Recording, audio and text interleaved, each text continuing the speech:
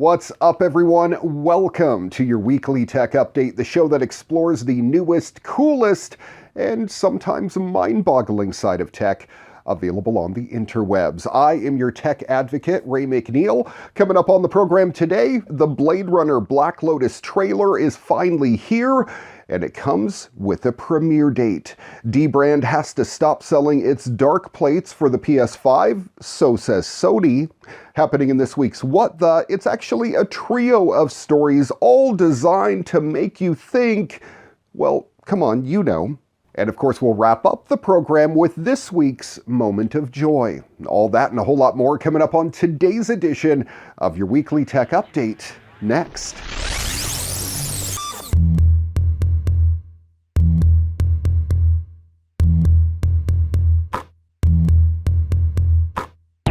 World building in the Blade Runner universe is still exciting and of course ripe with potential, and the latest animated entry is Blade Runner Black Lotus. During a panel at this year's New York Comic-Con, a new trailer for the forthcoming series aired alongside a confirmation of the premiere date. First announced way back in November of 2018, Black Lotus is the result of a partnership between Alkin Television Group, Adult Swim, and Crunchyroll, and will consist of 13 half-hour episodes that will premiere with 2 back-to-back episodes at 12 a.m. Eastern Time on Saturday, November 13th. This is awesome. There are already 3 short films to fill the gap between Blade Runner and Blade Runner 2049. Blackout 2022 is the first and is made by a well-known anime director who is known for his work on The Animatrix and Cowboy Bebop. This is followed by 2036 Nexus Dawn and 2048 Nowhere to Run, both of which are made by Luke Scott, son of Ridley Scott, who is known for his short films connected to Alien Covenant and Prometheus. Don't worry. I'm just gonna ask you some questions.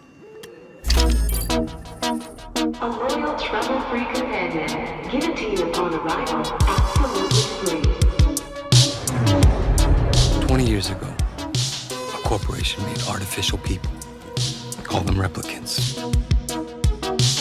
Hoping they'd do all our heavy lifting without ever complaining. Humanity would have starved without you.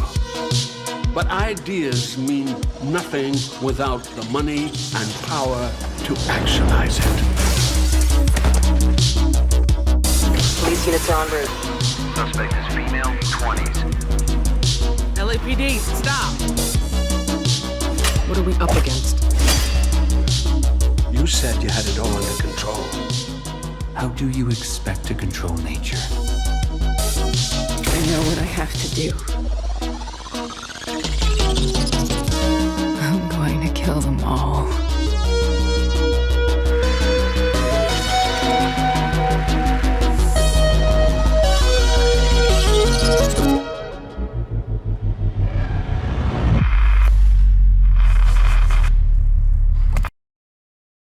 We've talked about the urban mobility company Van Moof before here on the program. They're out of Amsterdam. They just unveiled a brand new cycle, an e-bike.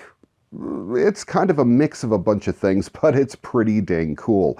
It's dubbed the Van Moof V. They're calling it an ultra-fast e-bike, and they're saying it will redefine the high-speed category while optimizing for long commutes. It will reach speeds of 31 miles an hour or 50 kilometers an hour, and it integrates 2 motors instead of just 1, which lends more power and acceleration than anything that has come before it. While the team has not yet announced how far the bike will travel on a single charge, they will continue to engineer it over the coming year and will reveal more detailed specs as the Van Moof V is brought to life with a price of about $3,500-ish US dollars. The Van Moof V is available for invite-only reservations right now, with first deliveries expected by the end of 2022. With its, quote, hyperbike, the team aims to increase increase power and speed, as well as the smoothness of the ride. The e-bike will feature two-wheel drive, front and rear suspension, and much thicker tires than before. The dual motors will provide more powerful acceleration, while intelligent motor control will enhance traction for safety and performance. This is all very much automobile technology now shrunk down and smashed into what essentially looks like a bicycle.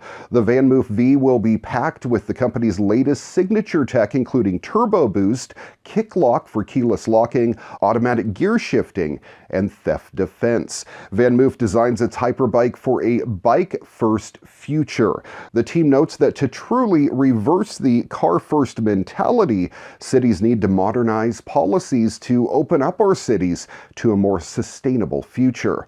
With this in mind, VanMoof co-founders are calling on lawmakers and city governments to urgently update e-bike regulations to advance the further adoption of this category.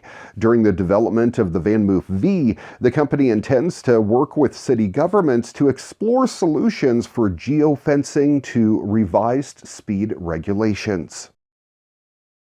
Oh no, if you didn't get your hands on them, you might not be able to, at least for a while. It's not just small companies facing Sony's wrath over aftermarket PS5 faceplates.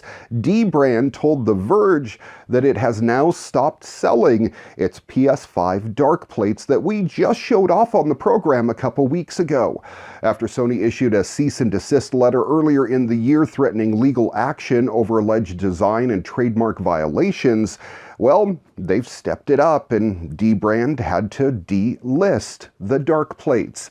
If you want to visit Dbrand's product page now, all you'll see are links to news stories and testimonials. Dbrand isn't going down quietly though. In a Reddit thread, the company claimed it was submitting to the terrorist demands for now.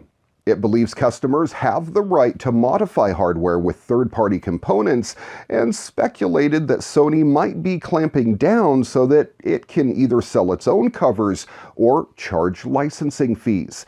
The company didn't definitely say it planned to resume sales, but did say it would talk soon.